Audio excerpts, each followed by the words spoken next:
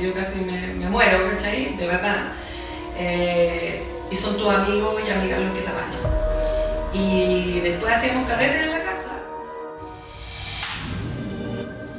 Proyecto Impacto Podcast Oficial IF Chile. Partners: Impulsa Labs Academy, IF Chile, Globance Ventures, Rocket U, Táctico, Psicólogo Emanuel.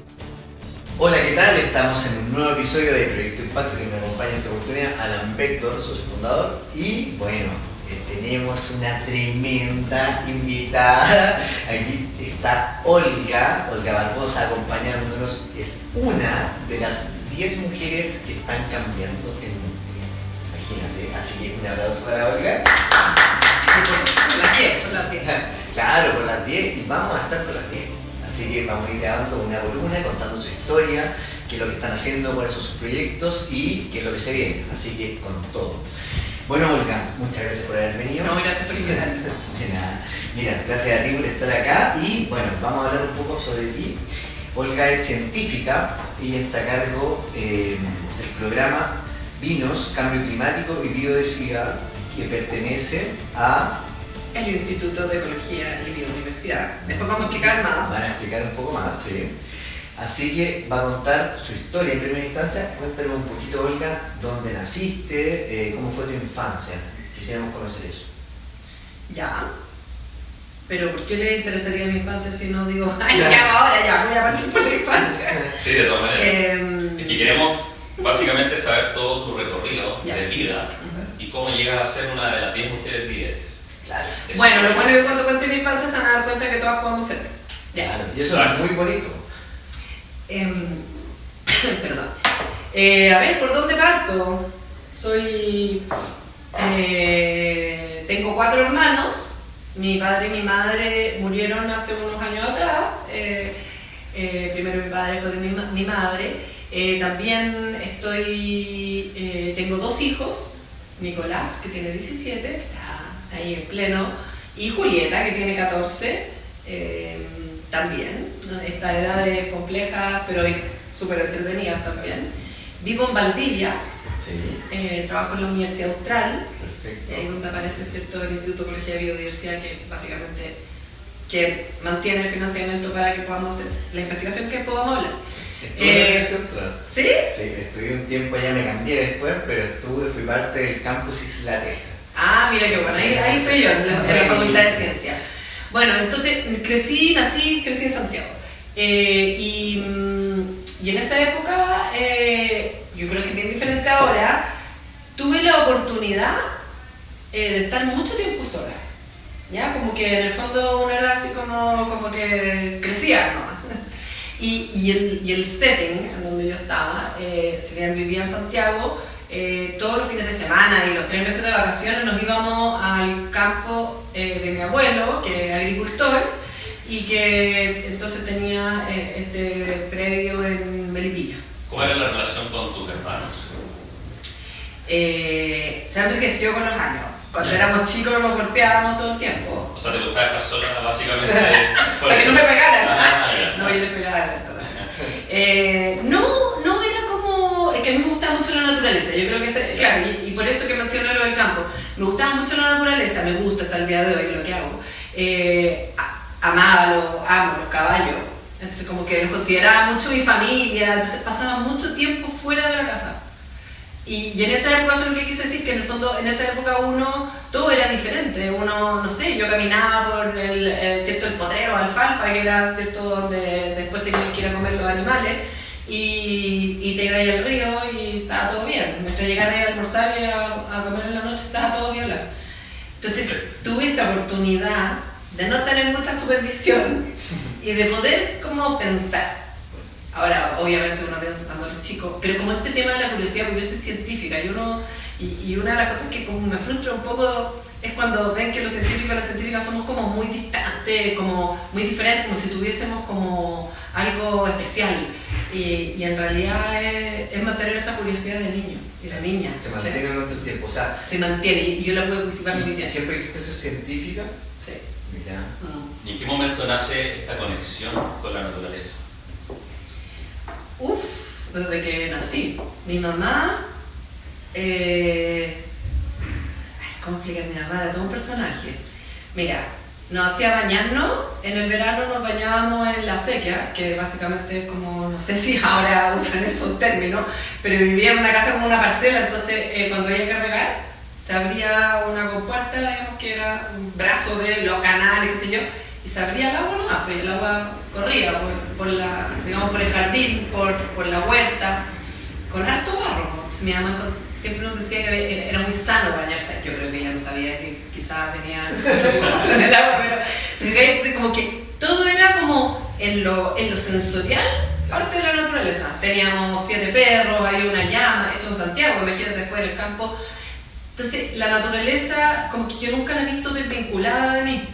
No, y de hecho yo siento que nosotros como seres humanos no somos diferentes, somos naturaleza, somos biodiversidad, de hecho somos animales, somos mamíferos. Estamos interpretados. Entonces siempre ha estado ahí. ¿Has tenido alguna experiencia más allá de como una conexión energética? ¿Tienes algún momento específico en tu vida? Yo me crié en una familia y en un colegio súper católico, ¿ya?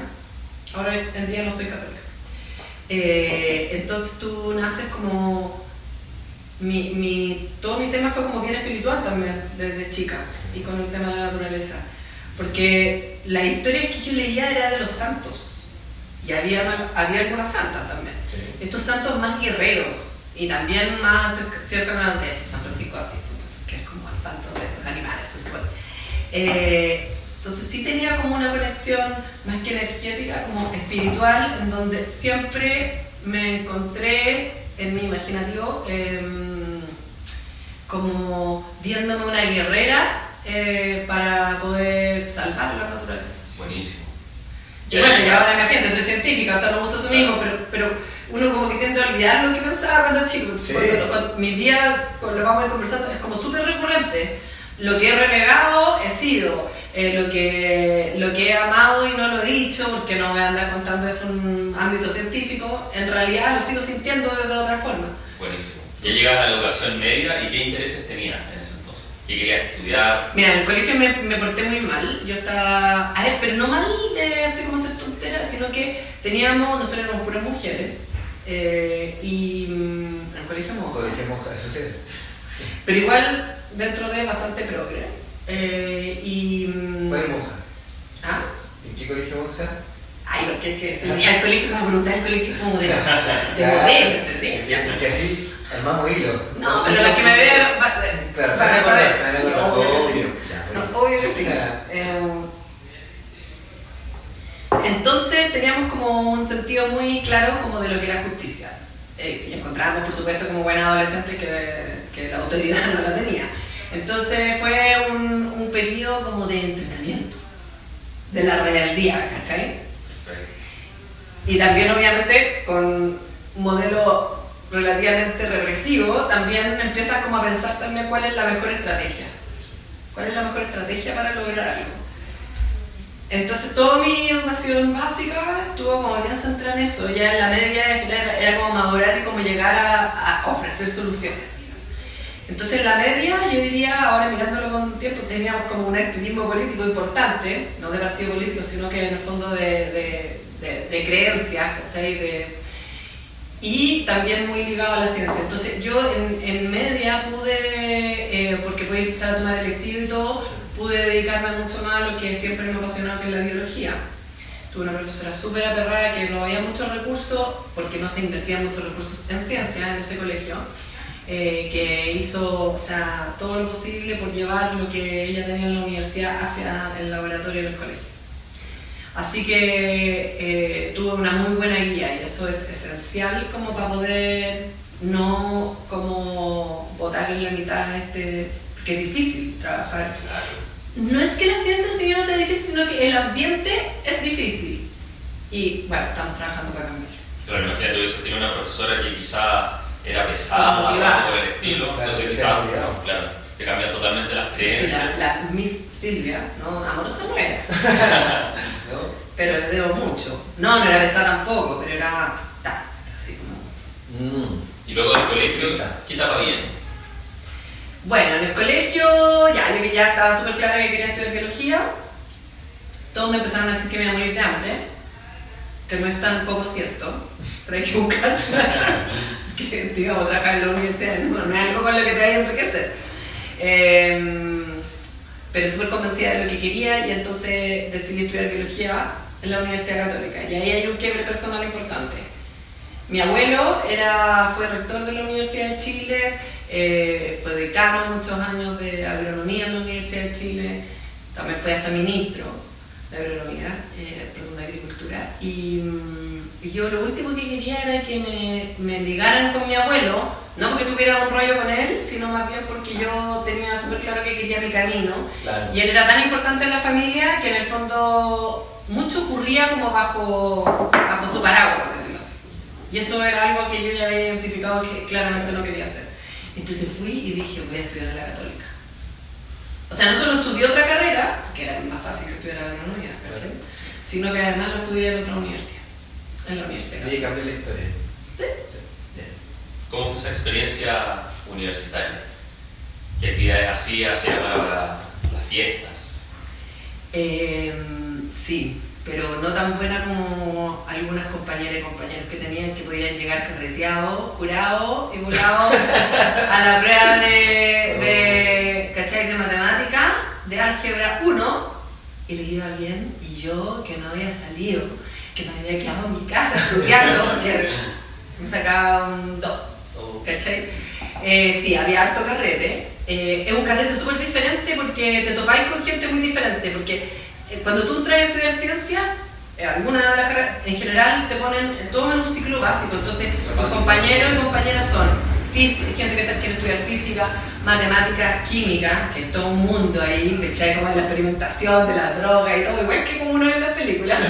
En biología, que es muy amplio, ¿cachai? Ponte tú, yo al final me decidí por trabajar en ecosistemas, pero me fascinaba la biología molecular, tenía que ver como esta edición genética, pero al final me dediqué a la biología. Entonces, es súper variado y gente de muy diferentes orígenes, de culturas diferentes, y donde estudias de gente que no vive en Chile, o sea, en el fondo los referentes son todos internacionales, la ciencia es súper universal, entonces, además en inglés, bueno, yo tenía hoy en día está cambiando eso, claro. Son referentes chilenos y chilenas. Sí. Mira. Bueno, imagínate, yo entré a la universidad en el 94, Claro. ¿ya? Y lo pasé súper bien, conocí gente, bueno, audito terminamos muy pocos, entramos, no sé, 70 y salieron 7. Salimos. Wow. ¿Algún Entonces, profesor que te haya marcado? Sí, en la universidad cuando estudié en la Católica, el primer profesor que me marcó fue Patricio Sánchez, que ya no está vivo, que era un señor muy antiguo que había estudiado en Harvard, medicina, cuando antes se estudiaba medicina para ser científico, ¿cachai? No estaba la carrera de biología. Y él estudiaba comportamiento animal. Tenerlo a él fue como, porque muy de la vieja escuela, entonces no sé, me acuerdo como, este es el libro de etología, así, en inglés, ¿cachai? Y me lo prestó, él tenía una copia, yo tenía otra, y era como, te fuiste a leer a la casa. Y claro, después llegáis uno a uno y no te leíste el capítulo, y muérete, ¿cachai? Claro. Y yo al final tenía que hacer un montón de estudiar matemáticas, física 2, química 5. Entonces, ya, él fue súper buena onda conmigo, y bueno, murió después de un tiempo. Ahora hay un premio en la Sociedad de Ecología que se llama Patricio Sánchez por su aporte, así que tuve la suerte de tener gente muy grandiosa. Y después la otra persona que me gustaría destacar ahí fue quien fue mi tutor de pregrado, que se llama Pablo Marquet, que es un hombre muy brillante, y que también a mí me dio la oportunidad de poder pensar súper fuera de la caja. Porque puede pasar que porque el financiamiento de tus proyectos, ¿cierto?, de tesis, están asociados a quien es tu tutor o tutora. Claro. Que hay un proyecto más grande que puede financiar eso. En cambio, Pablo fue siempre súper generoso, como en el sentido de como nunca obligarnos o empujarnos a que en el fondo estudiáramos lo mismo que él ya estudiaba, ¿sí? Entonces, tuve mucha libertad de pensar, mucha, en el pregrado. En este paso por la universidad, ¿tú ya determinas qué quieres hacer después? ¿Algún indicio de algo? Sí. Al final, como te digo, cuando hubo un momento que tuve que elegir, ¿cachai?, entre todo esto que es como bien tecnológico, de biología molecular, genética, que la gente lo conoce como eso, como que fui más consciente cuando tuve los cursos de ecología de entender que como que la conservación de la biodiversidad podía no ser solo un anhelo o un activismo, sino que en el fondo existía la ciencia para poder comprenderla y modificar nuestras acciones humanas. Sin embargo, en esa época era muy difícil decir de frentón que tú querías trabajar en conservación de la biodiversidad. Entonces, entre mi paso del pregrado a hacer el doctorado en ecología, que estuve trabajando un rato en la universidad en proyecto, como que estuve tratando de pensar de vuelta muy estratégicamente cómo hacía para poder estudiar algo que tuviera que ver con conservación, pero que no se supiera y se viera como algo mucho más de ciencia básica. Porque en Chile, en el fondo, en ese momento no existía nada del sistema que conocemos ahora, entonces no había financiamiento para la conservación, era como para la pregunta científica, que es la base, que está muy bien, que es la base de todo lo que tenemos hoy en día, el Ministerio de Ciencia también, como de la Agencia Nacional de Investigación y Desarrollo, que es la NID. Entonces era tanto, que además que era casi la única mujer, que eran mis compañeros, con los cuales, entre otras cosas, me casé con uno. Estamos separados, pero muy buena onda, somos muy familia. Me decían Conversation Biology. Ella es Conversation Biology, no es Conservation Biology. ¿Cachai? Entonces está esta idea de que como la conservación, la biología de la conservación es como, ay, tú y yo nos ponemos de acuerdo y el arbolito es súper lindo, es mala onda, ¿cachai? Ubícate. No, obviamente que hay una ciencia, claro, es súper complejo. Entonces estudié una cosa súper como teórica, me fui a trabajar al Parque Nacional Fray Jorge, que es maravilloso, que tiene una historia paleontológica importante, más bien como no pensando en el dinosaurio, sino más bien en la vegetación que existe. Mira, la vegetación paleontológica. Claro, porque tenemos esta vegetación, o sea, cuando tú vayas al Parque Nacional Fray Jorge, que está en la cuarta región, que está en un cerro, ¿cierto?, que está al frente del mar, donde hay camanchaca, ¿cierto?, esta niebla que sube, tú ves que es un bosque valdiviano. Claro. Son olivillos. Bueno, es la selva valdiviana, pero en mini. Mira. Eso nos muestra que históricamente, antes de conocer los climas que conocemos, cuando la cordillera de los Andes no existía todavía, había un bosque, ¿ya? El clima era mucho más húmedo y en el fondo había un bosque, no sé, porque partía ¿cierto? En la Patagonia y llegaba al Ártico, ¿me entendí? Entonces esto se fue quedando en el camino por las condiciones meteorológicas, ¿ya? Entonces es un bosque relicto. Está fragmentado, que es como por diversas razones, digamos, antrópicas de nosotros, que era una huerta, ¿cachai? Era un campo agrícola, y también después también por razones como climáticas, donde llega más la niebla y todo, están pedacitos en fragmentos. Entonces uno puede encontrar la relación entre el tamaño del fragmento y el número de especies que hay. Es una relación en ecología que se conoce. Es como una isla, mientras más grande, mayor es la probabilidad que tengan muchas especies. Correcto. Bien. Entonces yo usé ese marco teórico, pero aplicado a la ecología ecosistémica, que es como de ciclos.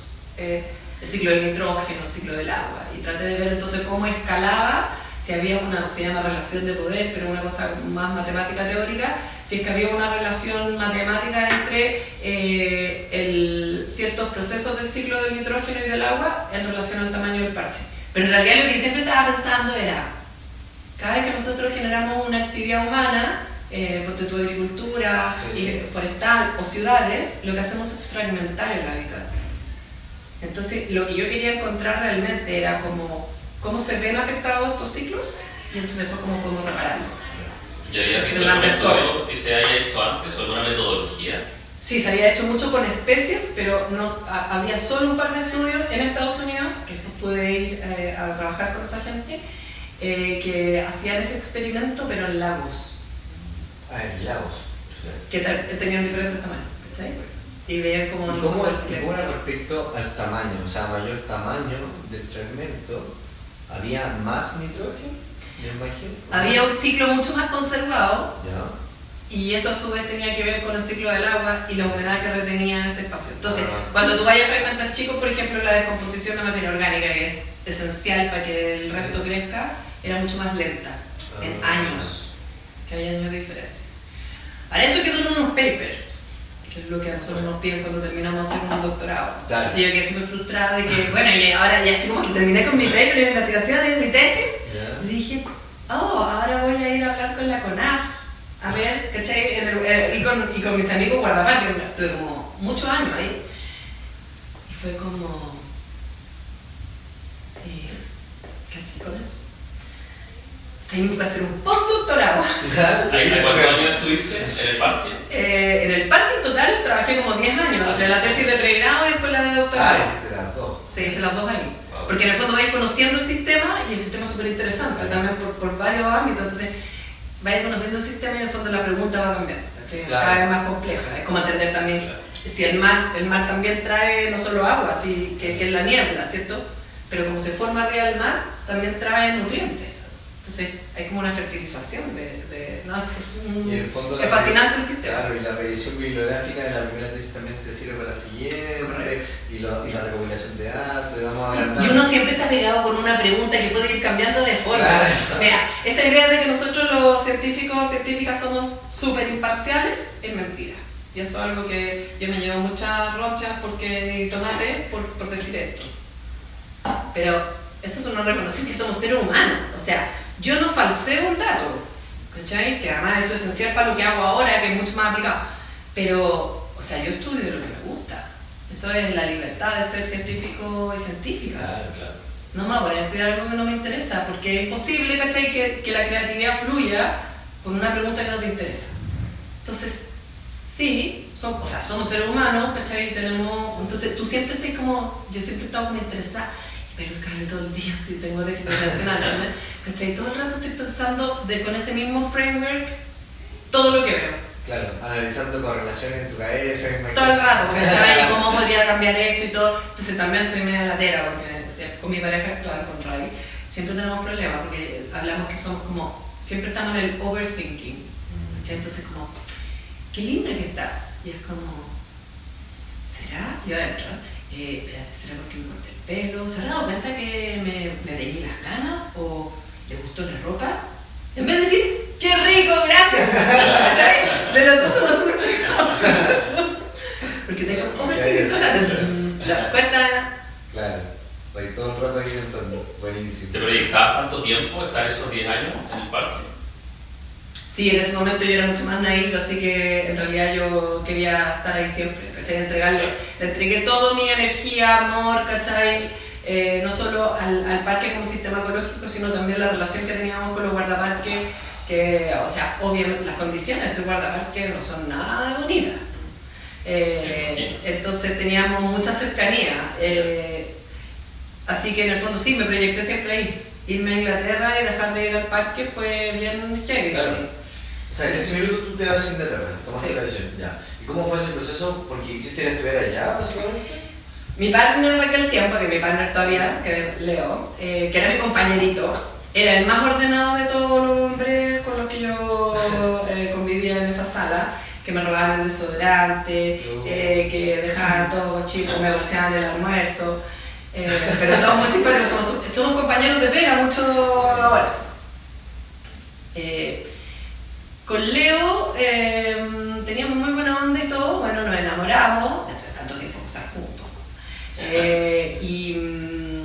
Y él era más grande que yo, o sea, en el fondo estaba más adelantado que yo en el doctorado, trabajando en otro tema, y como que de repente nos pusimos a pensar y dijimos, ¿a dónde queremos ir? Como que fue como una relación como, de repente abrimos los ojos y ya sabíamos cómo usaba la pasta de dientes del otro, pasas muchas horas en el laboratorio, ¿cachai? Entonces fue como, oye, nos llevamos súper bien, nos gustamos, obvio, ¿a dónde nos vamos? Y entonces él tenía la oportunidad de postular a un postdoc antes que yo, porque yo no había estaba terminando el doctorado. Entonces elegimos lugares, que eso tampoco es algo que nosotros muchas veces vemos que las mujeres van como a donde va con el marido, aquí fue como, o al revés, ¿cachai? Uno se va como presentando, aquí como que lo planeamos, ¿cachai? Entonces dijimos Europa. Y él postuló, entonces veíamos Italia, él tenía una oportunidad y al final elegimos Inglaterra. Y gracias a eso yo hice mi postdoctorado con la persona más seca, Kevin Gaston, el más seco en biodiversidad del mundo. Buenísimo. ¿Cachai? Que era como la competencia de mi profe en Chile, yo creo que también por eso me aceptó, muy fácil, ¿cachai? Era como, vamos a ver. Debe ser buena. No sé si se quedó con... Ya, él me hizo trabajar y me dio vuelta. O sea, tuviste tremendo mentor. Sí, he tenido... No, y no mencioné a Juan Armesto, que es como... Juan murió hace un mes o menos. Juan es mi búho sabio, ¿cachai? Era quien... Lo he hecho mucho de menos, era quien como que me ubicaba, pero amorosamente, ¿cachai? Cuando yo me iba muy embolada y pensaba, ¿cachai? No voy a hacer esto, él me decía, no, ¿por qué no lo piensas de esta forma? Sí, así que en mi caso son muchos hombres los que, o sea, yo me formé con puros hombres. Y cuando fui a Inglaterra, claro, yo creo que Kevin tenía como la expectativa de que yo tenía que ser muy seca, si venía del laboratorio de Pablo, y me dijo, vamos a trabajar en ecología urbana. Y yo, ¿qué será eso? Y ahí como que me cambió toda la perspectiva de lo que estaba haciendo. ¿Tú ni sabías lo que era eso? Había escuchado, pero en el fondo nunca entendí como la envergadura, además de las otras técnicas que iba a tener que aprender. Claro. Primero cambié a trabajar de un laboratorio en la naturaleza a un computador, con bases de datos que, para que se hagan una idea, en ese momento trabajábamos con 250 puntos que tenían asociado una base de datos como de hábitos, de comportamiento, más como de micromarketing, ¿cachai? Cosa que yo imagino si yo trabajo en ciencias naturales. Eso, 250. Y para poder correr un análisis necesitábamos 5 computadores, 5 torres al mismo tiempo. Teníamos que fragmentarlo. ¿Cachai? No había servidores donde... Y esto no te estoy hablando mucho tiempo atrás, del 2005, 2006. Entonces él... ¿Era empezado? Entonces... No, era empezado. Computadores para hacer la... Claro, ahora yo creo que lo hacéis con... O sea, ahora usáis servidores, porque nosotros hoy día trabajamos con metagenómica, ¿cachai? Y trabajamos con cientos, millones de secuencias génicas y bueno, y tú tenías el servidor ahí o en el fondo compras y pasó un servidor. Sí. Entonces él me hizo pensar también súper fuera de la caja. La pregunta esencial acá era, ¿cachai? Pasar del Parque Nacional Fray Jorge a esto. Esta es la ciudad de Sheffield, que era donde vivíamos. Se necesita eventualmente aumentar, hay déficit déficit habitacional, no sé, en 50.000 viviendas, ponte tú. ¿A dónde las hacemos y de qué tipo arquitectónico deben de ser para que tengan el menor impacto sobre la biodiversidad de la ciudad? Arquitectónico, imagínate.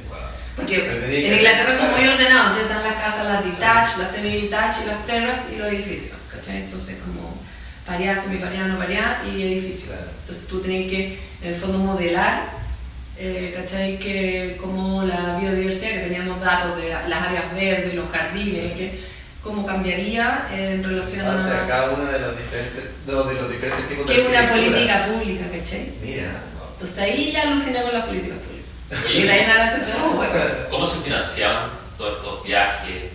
Es que en el fondo la ciencia se financia, mira, en el mundo en general siempre, como son cosas muy de vanguardia y que tú los resultados los vas a ver en el futuro, siempre hay subvenciones de los estados, ¿ya? O sea, siempre la mayor parte es el sistema público que... En Chile es aún más evidente, porque el 70% de la ciencia en Chile es financiada por el Estado. Lo cual nos pone en un problemilla, ¿ya? Porque en el fondo, si el Estado, no sé, porque tú tuvimos la pandemia, bueno, la pandemia igual nos sirvió para desarrollar ciencia, pero podéis tener un incendio, lo que tuvimos ahora, o digamos, otras catástrofes.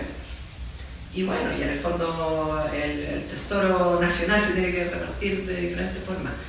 Entonces nosotros, como los otros países, tienen bastante inversión privada.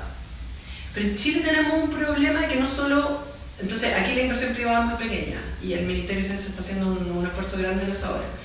Pero aquí tenemos el problema de que, bueno, no solo es que la ciencia tiene poco impacto, esta sensación de que la ciencia no tiene tanto impacto en tu vida diaria, por lo tanto, ¿por qué invertir en aquello? Y también de que en el fondo somos muy diferentes las científicos con, por ejemplo, el sector privado, que cosas que no estamos. Y eso es un poco lo que yo he hecho, como tender puentes para en el fondo mostrar que la ciencia es importante y por qué la toma de decisiones basadas en evidencia y no en tollo o en creencias o el que te dijo puede ser tan grave, ¿cachai? Para el medio ambiente, básicamente. ¿Y tú en Inglaterra vas al gobierno a pedir financiamiento? No, el gobierno de Inglaterra se acercó a la universidad y le ofreció financiamiento para resolver esta pregunta. Perfecto. Y en eso apareció estos datos que yo les mencionaba, que son como de hábitos, para poder entender, en el fondo, en vez de entrevistar a todas las personas, se usó esa base de datos que en el fondo en una grilla decía son todos, tenían unos nombres, Symbols of Success. Nosotros vivíamos en el barrio de los Symbols of Success. Era porque habían dividido una casa en 3 departamentos, ¿me cachai? No era con los Symbols of Success. Ellos pusieron esa base de datos, que es carísima, ¿ya? Que en el fondo, pero también estaban interesados en experimentar y ver a qué otros entes se le podía vender aparte de como supermercados, ¿cierto? Una cadena de supermercados para saber dónde te instalaba. Entonces, todo, te fijáis que todo tiene su... O sea, ahí fue interesante donde convergen en el fondo diferentes intereses, pero todos buscando resolver una pregunta, que se sientan en una mesa y en el fondo buscan la forma de resolverlo. Buenísimo. ¿Qué etapa viene después de eso? Vino la etapa, bueno, igual vivir en otro lado es duro. Claro, ¿cuánto tiempo estuviste allá? 3 años. 3 años. Los inviernos son duros, que me prepararon mucho para vivir en Valdivia hoy en día. Te tenés que hacer nuevas amistades, no es como una vez como, oye, hoy día es viernes, ¿cachai? Juntémonos el día a la tarde, era como, te decían como, I'm taken, así como, ya tengo agenda. Y es como, ¿por qué no me decían así como, juntémonos en 3 semanas más? Y yo, como el buen latino, pero, ¿qué sé yo? ¿Qué iba a estar haciendo 3 semanas más? ¿Cachai? ¿Cómo resumirías la cultura de allá? Bueno, para tomar. No, porque es que los viernes nos juntábamos a tomar chela y todos eran íntimos amigos tuyos y después el lunes, si te gusta no me acuerdo, ¿cachai? Era súper, porque son muy apretados.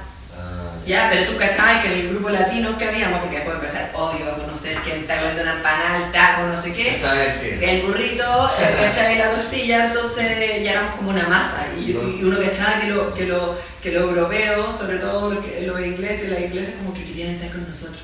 ¿Cachai? Y me dijeron una vez, oye, no, sabemos que ustedes hacen una fiesta muy entretenida en la casa, que era un asadito, una cuestión así como parrilla. Me gustaría que me invitaras. Así tal cual. Como, ¿cachai? Entonces lo empezamos a mirar. Y ahí vino el deseo de tener a nuestro primer hijo, Nicolás. Nicolás fue concebido en Inglaterra, en Sheffield, y nació en Sheffield. Y como hilándolo con esto de los carretes, la forma de criar también es diferente. Bueno, primero que tener la hueva solita, y si yo casi me muero, ¿cachai? De verdad. Y son tus amigos y amigas los que te apañan. Y después hacíamos carretes en la casa y poníamos a todas las huevas afuera en el coche. Sí, eso. Con el, ¿cachai? Como con la capucha. Los coches son como... Un carrito. Un carrito con saco de dormir. Todas las huevas en fila, lloviendo afuera. Y adentro el carrete, ¿cachai? Si fumaba o no. Pero me entendí, la música fuerte y todas las guaguas durmiendo. Todo se acostumbra. Sí. O sea, y entonces las guaguas, es que eso nos encantó y así terminamos creando a nuestro hijo. Son las guaguas, o sea, los niños los que se tienen que acoplar a una familia y a un estilo de vida. No que el niño o la niña sea el centro, porque si no estáis criando también seres humanos narcisos, ¿cachai? Que no van a ser un buen aporte para el universo. Bueno, mira, otra forma de así que fue bueno haber tenido, ¿cachai? Esa experiencia. Pero en primera instancia, ¿cómo lo viste eso? Ay, yo como buena bióloga dije, yo soy una mamífera, mi embarazo fue maravilloso, y después dije voy a parir, casi como en el bosque, ¿cachai? Y fue todo mal, todo horrible mal. O sea, ahí fue como, parece que esto no es tan fácil. Y después también viene el desafío, nace la guaguita, llorando, nadie se atreve a decir que es bien duro tener hijos, nadie se atreve a decir lo estoy pasando pésimo, no me sale leche, ¿cachai? Es como son puros temas tabú. Entonces empiezan a pasar esas cosas y además y ahí entonces te empiezas a dar cuenta que ni el paper, ni el libro, ni el documental que te viste, ni todo lo que aprendiste antes para poder confrontar esto sirve, ¿cachai? Y lo único que sirve es al revés, es como irte para adentro y como decir, ¿qué es lo que la guata me dice? Que tienes que empezar a leer un ser, ¿cachai? Que lo único que vas a chillar, porque las guaguas al principio lloran porque tienen frío, hambre, no sé, un ruido, todo, pues si no se pueden expresar, ¿cachai? Y uno como que con todo lo que lee, que te dice, es como, entonces en vez de escuchar, lo que tú y empezar a conocer a tu guagua. Claro. No sé si existe gente que ve la guaguita y dice, no. O sea, igual hay un momento en donde sí, que hice, ¿cachai? Yo lo hablaba conmigo, bueno, o sea, no es fantástico que escuchar. O sea, Leo, de hecho, volvió a la universidad después de su prenatal o postnatal de unas semanas. Y después todos me contaban que había llegado a Toledo. De hecho, como, how it's going? Y Leo así como, this sucks. Entonces todo el mundo como súper preocupado por nosotros, porque el otro había llegado sincero a la universidad, decir que lo estamos pasando como el hoyo, ¿cachai? Y que... Pero porque nadie lo dice. Claro. ¿Cachai? Entonces, eso. No sé por qué me fue esa bola. Sí, no, perfecto. Pero ser padre o madre es todo un desafío. Es complicado. ¿Cómo lo equilibraste haciendo el doctorado? Que hice el doctorado antes. Yo soy súper planificada. Entonces estaba terminando el postdoctorado. Ya, perfecto. Y ahí terminaste y a los 3 años y decidieron volver a Chile. Sí. ¿Cierto? Mi papá se había enfermado, Leo uruguayo, entonces, pero sabíamos que iba a volver a Chile. Sí, habíamos a volver a Chile, no a Uruguay. Mi papá se había enfermado y no se iba a mejorar, básicamente, así que decidimos volvernos relativamente rápido a Chile. Nosotros habíamos planeado, de vuelta habíamos dicho, queremos seguir viajando. Y yo iba a postular a un doctorado, o sea, otro postdoctorado en Japón y él estaba mirando uno en Hong Kong. Mira. Ya, pero las cosas cambiaron y todo, entonces nos vinimos a Chile y aterrizamos en Concepción, que fue la primera oferta de trabajo. En Conce. En Conce. Y ahí se van a la universidad. A la Universidad de Conce. Perfecto. Y yo partí trabajando entonces como investigadora en el Instituto de Ecología y Biodiversidad, que es un paraguas, somos investigadores que todavía existen, ¿cachai? Ya llevamos como 20 años, o sea, el instituto tiene como 20 años. Es un paraguas de muchas investigadoras en la Universidad de La Serena, la Católica de la Chile, ahora la Universidad de Santo Tomás también acá en Santiago, después está la Universidad de Conce, la Austral donde trabajo yo, y también la Universidad de Magallanes. Entonces siempre fue un proyecto bien como atrevido, innovador, de poner gente que, bueno, hoy en día tenemos mejores maneras de trabajar online, pero en este momento mucha plata se iba en poder juntarnos, viajar, etc. Entonces ahí aparece el IEB, yo trabajando como investigador en el IEB y empezando a trabajar echándole el ojo a las villas. Bueno, ahí empezaste a meterte en el mundo. A tomar vino. Empezaste a meterte en el mundo del vino, buenísimo. ¿Y cómo es después te trasladas de Concepción? ¿Vuelves a Santiago o a vivimos en Concepción un rato y ahí nació la Julieta, mi segunda hija. Vivimos como un año. Ya. Y de ahí nos fuimos a ir a Valdivia, que mira, yo sabía que iba a terminar en Valdivia, ¿cachai? Allá estaban todos mis compañeritos de laboratorio, todos los que me habían robado desodorante toda la vida. Ahí estaban todos allá. Estaban todos allá, había ocurrido como un recambio importante de profesores del área nuestra de ecología. ¿Eso en qué año era? El 2008 o 2009, 2010. 2010, por ahí, sí. Claro. Sí, no hace tanto. Y ahí, bueno, y tuve un montón de suerte, contrataron a Leo primero y después justo salió un cargo en otro instituto, o sea, en otro departamento y ahí yo me gané ese cargo. Y ahí empezamos a vivir en Valdivia. Nunca volvimos a Santiago. Ya. No, nunca. Bueno, y en ese periodo se murió mi papá. Así que en el fondo esa historia como que paró ahí, ¿cachai? Y entonces... Y ahí empecé a vivir también esto de tener que como tener esta renuncia, ¿cachai? Después también me pasó con mi mamá. Y mi abuela, obvio, porque todo el mundo se va muriendo también, ¿no? No se va a morir. Es como que tú asumes, ¿cachai? Que son estos eventos en la vida que te van a tocar y que tú vas a vivir lejos. Entonces también hay como una renuncia y también como una oportunidad de tener como una relación más madura frente a la muerte, ¿cachai? Exacto. Porque sabéis que tenéis que enfrentarla y no hacerte el gil, porque cada vez que estás ahí puede ser la despedida. Así es. Las bases del estoicismo dicen eso, que aprendan a convivir obviamente con la muerte de una forma más sana. Más sana. Sí. Oye, y bueno, ¿y en Valdivia ahí estabas en el edificio Pujín o todavía no existía eso? El edificio Pujín, el verdadero, se quemó cuando yo estaba en Inglaterra. Ya. ¿Y después? Ahí aprendí a tener mis datos siempre bien respaldados, que Kevin no me había dicho, pasaba por al lado y decía, ¿dónde está el respaldo de tus datos? En ese momento era un disco duro. Siempre. Ahí perdieron mucha información. Sí, pues imagínate esta base de datos gigante y después el procesamiento, cuando te demoraste 3 meses, no, olvídalo. Después crearon un tremendo edificio. Sí, crearon un tremendo edificio. Ahí estamos ahora. Mi oficina mira el jardín botánico, que es una suerte preciosa. Yo puedo ver cómo los árboles van cambiando colores. Y cuando sí, por eso que vivo acá. Es una ciudad súper amable en tamaño. Yo veo el río desde mi casa y no tengo nada ultra fancy. Entonces, como de alta oportunidad. También la ciudad, como yo venía con el rollo urbano, mandé un proyecto, un financiamiento y me lo gané para poder estudiar la ciudad. Bueno. Que es como. Porque claro, en Inglaterra teníamos todas las bases de datos, sí. A ti te entregaban una base de datos donde en el fondo estaba dibujado, ¿cachai? En nuestro sistema de información geográfico, cada uno de los elementos. Tú llegas a Chile y obvio no tenéis nada. Claro. Es un proyecto súper pionero además. Como parte de entonces tienes que dibujarlo. No, esto, ni siquiera el Pladeco nadie tenía nada claro. digitalizado. ¿Cachai? Entonces nosotros tuvimos que partir la base de datos, comprar la foto satelital, ¿cachai? Y empezar a dibujar las casitas que necesitáis las tuyas.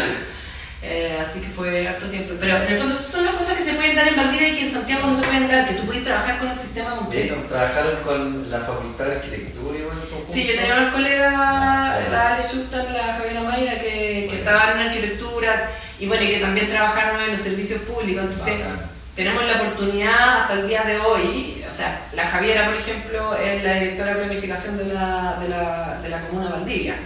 Entonces es bacán porque ahí empezáis a ver cómo esta información que es científica, ¿cachai? Que es evidencia, que en el fondo podemos modelar qué cosas van a pasar, se usa en la toma de decisiones. Y estaban trabajando ahí también en la Facultad de Arquitectura, ¿cierto? Estaban trabajando, sí, pero mientras, claro, ahí en ese momento lo dejáis, obviamente. Sí. ¿Cuánta capacidad de mejora ves tú que puede existir en Chile? Depende del ámbito. En la biodiversidad. Un montón, pero primero la biodiversidad es un concepto gigantesco y la gente como que algunos pueden empezar en un animalito, otros en una planta. Yo pienso en los ciclos. Claro. Piensa todo lo que tiene que ver con los microorganismos que no estamos mirando. Claro.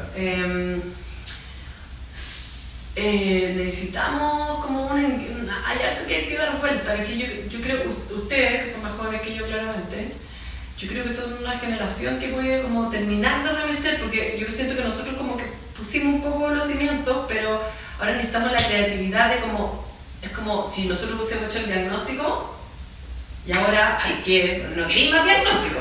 El cachado que uno llega a enfrentar un problema es como, hagamos un diagnóstico. Bueno, estamos en el diagnóstico. Claro, sí. Entonces, creo que se puede hacer mucho, pero todo esto para mí hay como un par de cosas clave. Una que es como el conocer. ¿Cachai? Si no conocemos algo no lo vamos a cuidar. ¿Qué vaya a estar cuidando? ¿Cachai? Y el rollo hoy día, lo que yo trabajo es justamente el bosque esclerófilo, que es como todo. Tomáis agüita boldo. El boldo es un árbol endémico de Chile. ¿Cachai? No existe en ninguna otra parte del mundo. El boldo, el quillay, el peumo, la patagua, ¿cachai? Y así un montón de animales también. Entonces tenemos algo muy único que como que no conocemos, por lo tanto no reconocemos. Y por otro lado creo que es súper clave, yo lo digo habiendo como transitado en esto, ser científica y pasar de encontrarme súper inteligente y creerme lo máximo y mirar así como el resto de la gente como abajo hasta yo ahí abajo, ¿cachai? Hay que saber reconocer los diferentes tipos de conocimiento, o sea, las formas de conocer, porque si no vamos a llegar a la esquina, ¿cachai? Más que te hable como de humildad, que obviamente tiene que existir y todo, pero va a depender de las personas y eso como que, si buscamos algo más general, yo creo que tenemos que como de verdad que sea importante el reconocer y valorar las diferentes formas de conocer, en vez de decir, vos no cacháis nada, me estáis hablando de cualquier cosa. Y en ese contexto va el tema de reconocer, como abrazar la diversidad. Claro. Aunque no me sirva. Sí, no se te entiendo totalmente. Yo sé que suena medio cliché, pero es lo que claro, nosotros en Proyecto Impacto hablamos de emprendimiento, salud y crecimiento personal. Entonces nosotros entrelazamos todos estos conceptos. Para nosotros es súper importante formar personas íntegras, que bueno, son aspirantes emprendedores o ya emprendedores, empresarios de todo, que cuentan su historia, imagínate, para generar un mensaje de motivación, de inspiración en otros que se den cuenta que se puede lograr, pero a la vez entrevistamos personalidades del área de la salud físico, mental, alimentaria y social, porque está todo interconectado, son como las 4 patas de tu mesa. Si una falla, se cae la mesa igual. Entonces tenés que buscar un equilibrio dentro de lo que se puede, por supuesto. Hay momentos de menos equilibrio y más equilibrio, pero lo que queremos es generar eso. Y crecimiento personal, por supuesto, también con filosofías de vida, el estoicismo, entre otros. Eso es lo que queremos lograr, entrelazar todo esto y que la gente entienda que todo está interconectado. Y así, vivimos en una comunidad. Es un ecosistema. Claro. Pero, ¿y cómo vienen estos procesos de cambio en el tiempo? ¿Y cómo ves tú que puede ser implementado de aquí a, no sé, 10, 20, 30, 50 años en Chile? ¿Cambio en general? Claro. Bueno, podemos como mencionar con tu idea. O sea, yo creo que se necesita metodología y se necesita poner en valor los conocimientos. Yo voy a hablar obviamente más desde la ciencia. Problemas generales como tú, que también son globales, ¿cierto? Desde el cambio climático, la crisis de biodiversidad que van juntas, hasta como por ejemplo la discriminación de género, que son como problemas que están como, unos pueden ser más importantes que otros, pero para poner un ejemplo que nos convoca un poco la conversa que tenemos hoy día.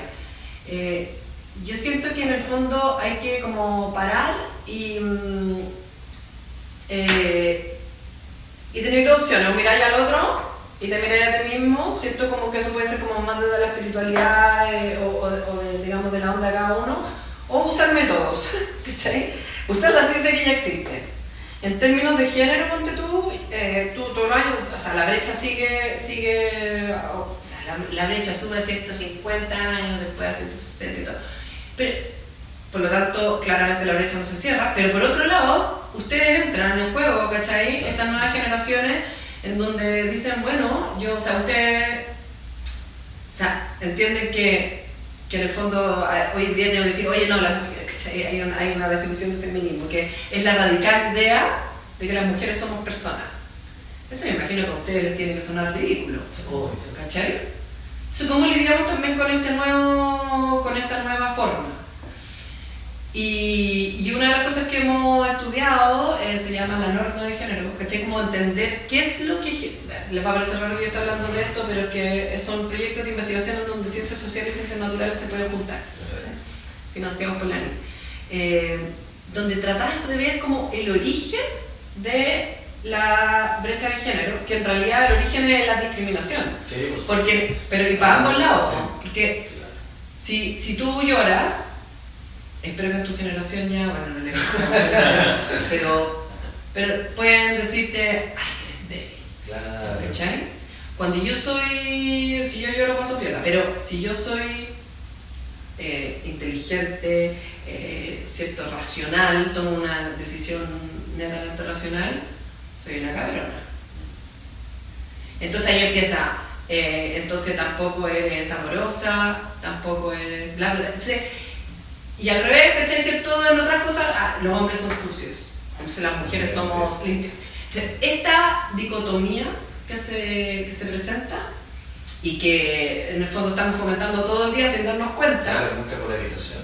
Eso genera discriminación, ¿cachai? Porque cuando tú lloras, en el fondo alguien va a decir tú eres no sé cuánto, pero si tú te comportas racionalmente no pasa nada, ¿cachai? Entonces yo creo que hay que mirarlo desde el origen, porque el tema de género es de hombres, mujeres y los intergéneros, ¿cachai? Que también se asume que el género es binario y la ciencia muestra que no es necesariamente binario. Entonces, ¿cachai? Que ahí yo no estoy esperando no estoy planteando que el problema está en relación a la empatía, sino más bien como aquí yo como científica le estoy comentando que existe cierta investigación que demuestra que en el fondo uno puede atacar el problema desde su origen y que a mí me hace mucho más sentido que trabajar como el resultado, porque por algo la cosa no se ha resuelto, sí, porque no hemos encontrado la mejor forma, ¿cachai? Oye, Olga, quizás nos puede contar entonces bien específicamente qué es lo que estás haciendo hoy en día y qué planes futuros tienes. Claro. Hablemos de vinos. De vinos, ya. Hace 15 años atrás una investigación demostró que hay los ecosistemas mediterráneos, donde clima mediterráneo, ¿cierto? Chile centro-sur, California, Baja California, Europa, la cuenca mediterránea, el área del Cabo abajo en Sudáfrica y el sudeste de Australia. Son sistemas que están en un grave peligro, ¿ya? Son sistemas que primero tienen un alto grado de endemismo, como les mencionaba, esta flora que nosotros tenemos, que es única. Claro. Esto pasa en los 5 mediterráneos, con su propia flora, y además está muy amenazado porque la agricultura y también los centros urbanos se desarrollan en los climas mediterráneos. ¿Tiene que ver con qué es un microclima? Tienen las 4 estaciones. Nosotros Claro. tendemos a pensar, ¿cachai? Como buenos mediterráneos, y yo nací acá también en Santiago, que eso es normal. Pero es el único tipografía de clima que tiene 4 estaciones marcadas. Las otras no están tan marcadas, ¿cachai? O tenéis solo, o llueve en verano en vez de en invierno. Ya, esto hizo una presión selectiva, ¿cierto? En el contexto evolutivo, que las especies desarrollaran ciertos mecanismos y ciertas estructuras, morfología, que pueda resistir un verano sin lluvia y un invierno con lluvia y frío. Claro. En vez de que fuera al revés, ¿cachai? Porque en el fondo tú crecís más cuando tenés harta humedad y más calor. Eso en cada una de estas partes del planeta se formó así, ¿cachai? Entonces, si bien el boldo y el quillarro no tienen nada que... No son parientes cercanos de las plantas del chaparral y el oak, y tienen la misma estructura, ¿cachai? La belleza, ya. Bueno, ahí está la Una agricultura. consulta. ¿Cuál es el rango de temperatura máximo y mínimo que existen en esta biodiversidad? En estos climas tenemos como los mínimos 1 grado, raramente, o sea, algunas veces, pero pocas, son excepciones que llegan bajo 0. Y claro, esto va cambiando con el cambio climático, pero y que en los veranos un promedio debe de tener 28 grados a 30, promedio dije. ¿Ya? Hoy en día estamos teniendo temperaturas de 40 grados en California, les toca a veces cosechar que vamos a almorzarlo con 40 grados, nosotros ya a los 38. Ya, entonces, bueno, se abre se plantea esto de que, y en el fondo es como cómo conservamos un ecosistema que es en donde vivimos. Y ahí hay un quiebre de paradigma súper importante que ocurre en esos años y que tenemos la suerte de estarlo viviendo, ¿cachai? Y que es como cambiar la noción de la conservación de la biodiversidad desde, ¿cierto?, el modelo Parque Nacional, que son súper importantes. Pero es un modelo, ¿cachai? A un modelo que es mucho más híbrido, en donde nosotros participamos directamente. Porque la conservación siempre se ha visto como de lejos. Tú decís, este ecosistema tiene un problema, y ahí lo causamos nosotros, ¿verdad? Claro. Pero tú siempre lo miras de afuera. Sí. La área protegida en Chile y también en otras partes del mundo, o sea, nos la embarramos nosotros nomás, a pesar de que somos un montón, o sea, que es un porcentaje gigantesco, como decimos, hasta el 21% del territorio. Están en lugares donde no necesariamente está la mayor diversidad. Están en la cordillera de los Andes, que es más nueva, que tiene menos especies que la cordillera de la costa. Entonces tenemos un problemazo, ¿ya?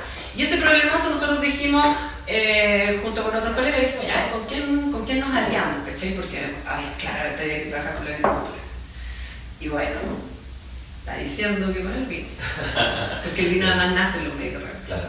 Ahora, podríamos elegir el aceite de oliva, pero el aceite de oliva era muy nuevo en Chile. Nada, están tomando aceite. Bueno, obvio, dijimos, mira, vamos con el vino. Porque además habla del terroir, ¿cachai? Del origen. Tiene una serie de características. Podía escribir algo atrás de la botella. Así que partimos, por 15 años atrás, con nuestros partners de Sudáfrica. De Sudáfrica. En Sudáfrica también. Tienen un programa parecido. ¿De qué ciudad? ¿De Ciudad del Cabo? La Ciudad del Cabo, claro, en Stellenbosch y todo el área del Cabo, que es el Floral Kingdom, ¿cachai? Es el lugar en el planeta donde hay mayor diversidad de flores, Claro. que se mueren los lindos casos. Ya, pues así cada uno de los mediterráneos tiene su particularidad. Entonces empezamos invitando a los viticultores a trabajar con nosotros. Y partimos desde empezando a dar talleres, en donde un tema, por eso yo les comento lo del cómo abrazar y reconocer estos diferentes tipos de conocimientos. Nosotros hemos probado científicamente, porque nos estudiaron también, de cómo lográbamos como valorar diferentes conocimientos dentro de la empresa. Esto ya es rarísimo, ¿cachai? Desde la ecología, para que cambiaran sus prácticas para mejorar la conservación de la biodiversidad en sus predios. Mira, desde el año 1 que partimos, el 2008, hasta hoy en día, todas las viñas que han trabajado con nosotros, en total, conservan 38.000 hectáreas de bosque clorófilo. Mira. Antes había nada, porque los parques nacionales no están en la zona centro. ¿Cuántos viñedos? Son alrededor de 22 viñas. Hay unas que son pequeñitas, ¿cachai? Que es una viña, un predio, y hay otras viñas que son más grandes, que es una viña, ¿cierto? Con varios predios. Valle Central. Todo Chile. Todo Chile. ¿Ya? ¿Están trabajando con viñas australes también? ¿A dónde? ¿Viñas australes? Sí, ¿Viñas estamos trabajando con, o sea, algunas empresas tienen claro. como, digamos, como proyectos conjuntos con gente en Chiloé. Mira. Y hay varias viñas nuevas y independientes que están en Valdivia. Trabajamos con todo ese grupo. Entre Valdivia y un poco La Unión. Sí, trabajamos San Pablo. Sí. Y muy ricos los vinos. Sí. Bueno, ¿esto lo apoya el gobierno?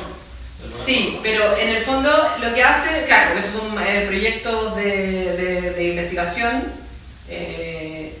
del Ministerio de Ciencia, no estamos hablando de COR como fomentando la economía en nada, entonces súper loco, porque en el fondo lo que nosotros hacemos es hacer investigación de ecología ecosistémica, ¿cachai? Pura y dura en el campo, que ellos en el fondo ponen algo, poquito, en verdad el financiamiento aquí es mayor, sobre todo al principio. ¿Quién iba a querer como hacer un estudio de biodiversidad, ¿cachai? Si no te lo veis directamente reflejado en tu producto. Todo claro, entonces el financiamiento está en el IEB, como mencionaba antes, un financiamiento grandote, para poder hacer además ciencia como bien complementaria. Entonces mira, partimos como haciendo toda esta parte de cómo entender y después intervenir las viñas, que básicamente lo que nosotros fomentamos es que, por ejemplo, tú tienes tu viña y en general en los cerros hay bosques clorófilo o matorrales clorófilo, que es como más seco, que es la ladera que mira hacia el norte, y lo que nosotros les pedimos es que cuando tú tenés los cuarteles de viña, es difícil como quizás explicárselo así, pero que haya corredores biológicos, que básicamente es como esta naturaleza se tiene que extender entre medio de la viña, porque hay otros seres que necesitan ese como carretera para poder moverse con la población que está al frente, ¿cachai? Entonces, en el fondo, ¿se acuerdan que hablaba de la fragmentación de hábitat? Sí. Aquí es lo mismo, ¿cachai? Lo que tú tienes que hacer es generar estructuras para que unan estos fragmentos, porque las poblaciones necesitan reproducción sexual, ¿cachai? Necesitas tener un intercambio de genes, porque si no se produce una cosa que se llama inbreeding, que en el fondo empiezan a tener los mismos genes y empiezan a aparecer pifias en el genoma, ¿cachai? Ya, entonces, y eso tiene que ser para aves, para zorros, para insectos, las aves mueven la semilla, entonces en el fondo las plantas no se pueden mover, entonces usan estos otros vectores. Imagínate cómo plantearles todo eso. Fue súper bien recibido en general por los agrónomos, no hay ni una mujer hasta el día de hoy que trabaje con nosotros que sea la que maneje el campo. Yeah. Hay mujeres en enología. Pero no como jefa, no en el campo mismo. Yeah.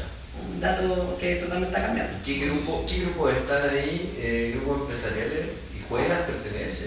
¿Tienen? Hay montones de empresas, o sea, de empresas grandes como Santa Rita, ¿cachai? Conosur, asociado ahí a Concha y Toro, Montes, bueno. ¿Cachai?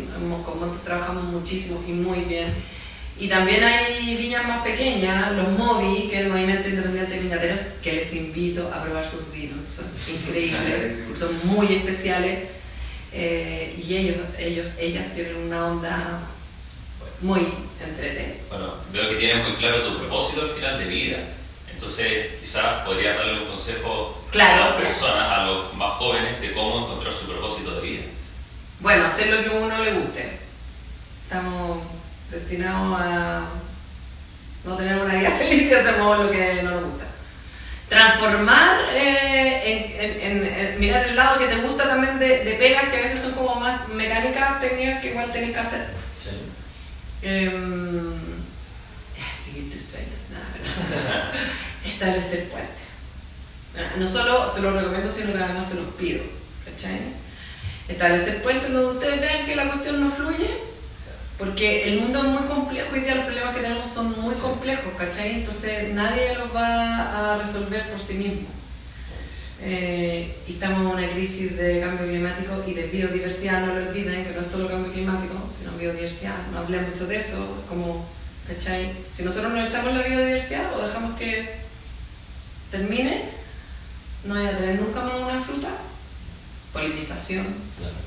El fin del planeta. Sí, pues no vaya a tener nunca más la belleza de mirar una especie, ¿cachai? Un árbol, la sombra de un árbol, Entonces no podéis mirarlo separado. Entonces, esta crisis solo se va a resolver, ¿cachai? Tendiendo puentes entre las diferentes disciplinas, como dije, modos de conocer, conocimiento, ¿cachai? Tipos de conocimiento, y por lo tanto, en el fondo, abrazar la diversidad siempre.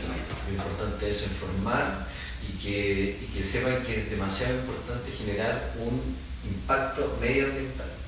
Sí, bueno, no te debes sentar en la vereda a mirar cómo la vida pasa, ¿cachai? Eso es algo que o que llegue la oportunidad. Y si vaya a alegar, tenéis que hacer algo. Obvio. No aleguemos sin hacer nada, por favor. Que eso tenemos de sobra. Obvio. Gente que alega. Sí, claro. Y según tu perspectiva y todo lo que has estudiado, existe un año como de no retorno en el planeta. Sí, yo no soy tan optimista como el resto. O sea, el punto de no retorno ya lo llegamos a ese punto. Por eso que hay que tener bien claro que eso no significa que, por ejemplo, por el cambio climático no podamos hacer nada, sino que siempre digo, hay que abrazar el cambio.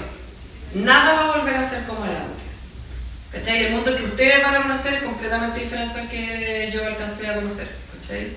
Y supongo que tendremos 15 años de diferencia o más. Así que en el fondo, como abrazar el cambio, ustedes lo abrazan, ¿cachai? Sí. Desde este cambio que ustedes hacen en su empresa, ¿cierto? Y trabajando aquí con este podcast, incluso hay que abrazar el cambio, entender que aquí solo cada una de las acciones son como para mejorar lo que tenemos, que es bien incierto, y que este cambio llegó para quedarse, ¿cachai? El cambio climático existe, no es algo que va a venir. Por lo tanto, tenemos que poner harto ojo en tu contribución personal, pero sobre todo, porque igual es medio frustrante lo personal, porque es como una gotita, claro. Pero cómo en el lugar de tu trabajo podés llegar y generar estos cambios. Vamos más allá del reciclaje, por favor, que eso es como básico. Sí. Y de ahí, en el fondo, cómo buscar el camino y la estrategia para llegar más arriba. Es que está todo interpretado y cuidar la biodiversidad. Hemos estado con muchos empresarios de diferentes áreas. Por ejemplo, algunos de ellos, como Reinaldo Lippi, sí, un grande Reinaldo, y bueno, hoy en día está con un nuevo proyecto, cuidando el medio ambiente a través de compost, con unas telas que están reduciendo la emisión de gases, de metano, de las heces que salen de Agrosuper, por ejemplo. Sí. Tremenda empresa. Sí. Quieren irse a Brasil, quieren estar en toda Latinoamérica, o sea, tremenda función. Por otro lado, Thomas Kimber, por ejemplo, también ellos están contribuyendo, retirando las redes de pesca de la Patagonia, creando lentes de sol, pero tremendo. Y ahora también con el plástico de las colillas de cigarro. Sí. Eso lo van a hacer. Y bueno, se unieron a Join the Planet y todo el tema. Hay un cuento ahí, vamos a estar con Tomás pronto. Así que se viene eso también para que lo vean. Y bueno, ¿con quién más estamos hablando de esto? Se me va, pero siempre estamos metidos en el fondo del cuidado del medio ambiente y queremos generar impacto. Freenet. Debieran de ¿Sí? Ahí va que poner. Entonces vamos a ver después de la entrevista, vamos a sacar el contacto.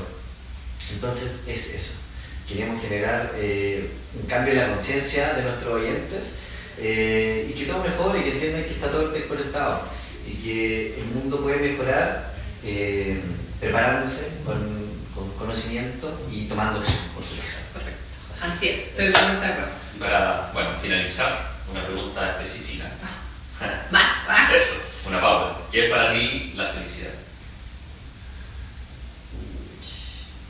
Oye, para mí la felicidad es volver a tirarme en ese campo lleno de alfalfa, con un caballo oliéndome aquí, mirando el cielo despejado y sintiendo el viento. Y por lo tanto la felicidad para mí es la naturaleza. ¿Sí? El reconocerme parte de la naturaleza. Porque la felicidad no me la imagino solo como con carcajadas, sino que me la imagino como un estado rico. También sí. Bien, gracias. Bueno, y la última es invita a nuestros oyentes a mirar los episodios que se vienen en el programa de 10 mujeres que están cambiando el mundo, donde eres partícipe. Cuéntale un pequeñito spoiler de lo que fue. Oye, Ustedes sabían que tenemos una directora de orquesta que hoy día dirige, ¿cierto?, en Viena, o, ¿cierto?, una mujer que desde Barcelona y que vuelve a cada rato a Chile diseñó esta idea de la casa útero, suena como súper, pero ¿cierto?, poder climatizar una casa a través del uso del agua. O sea, hay una serie de mujeres que nos conocimos recién que hacen unas cosas increíbles, y cuando en el fondo juntáis a esas mujeres que además nos grabaron casi que hasta en la ducha, como en la intimidad del hogar de cada una de la vida, así que yo creo que van a haber llanto entre medio también, porque es duro, pero también como conocer como que no hay límite para hacer las cosas, ¿cachai? No hay límite. Sí. Así que les recomiendo verla, además va a ser en TV abierta, Sí. TVN. Todos los sábados. Bien, ¿cierto? Apoyemos también que en televisión, la televisión pueda mostrar ciertos programas Eso lo voy a buscar. de índole cultural también, o sea, por favor, para el reality. Entonces apoyen, prendan la tele para verlo, sábados de marzo y abril a las 18:30 en su casa. Eso. Buenísimo. Espectacular. Bueno, un aplauso. Un aplauso. Gracias, una conversa. Muchas gracias por asistir aquí al episodio. Felices. Y bueno, dejen ahí en los comentarios si quieren que estemos con Olga en otra oportunidad, que si quieren que vayamos a día, si quieren preguntarle algo, cualquier cosa, si déjenlo ahí, vamos a dejar sus redes para que le escriban, para que la feliciten también y vean los episodios que se vienen. Y nos vemos en otro episodio de Proyecto Impacto.